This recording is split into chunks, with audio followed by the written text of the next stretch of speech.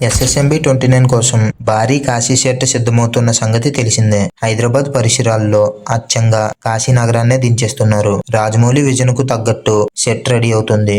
Rajamouli cinema sets అంటే ఎలా ఉంటాయో చెప్పాల్సిన పని లేదు. సెట్స్ కోసమే వందల కోట్లు ఖర్చు చేస్తుంటారు. అందుకోసం బ్యాక్ ఎండ్ లో ఆర్ట్ డిపార్ట్మెంట్ కొన్ని నెలలుగా పనిచేస్తుంది. కాశీనగరం సెట్ కోసం 70 నుంచి 80 కోట్ల మధ్యలో ఖర్చు చేస్తున్నారు. జూలైలో కెన్యా షెడ్యూల్ ఉంటుంది. అది ముగించుకుని తిరిగి వచ్చిన తర్వాత కాశీ సెట్ లోని కొత్త షెడ్యూల్ ప్రారంభం అవుతుంది. ఆ సెట్ లోనే దాదాపు 2 నెలల పాటు షూటింగ్ ఉంటుందట.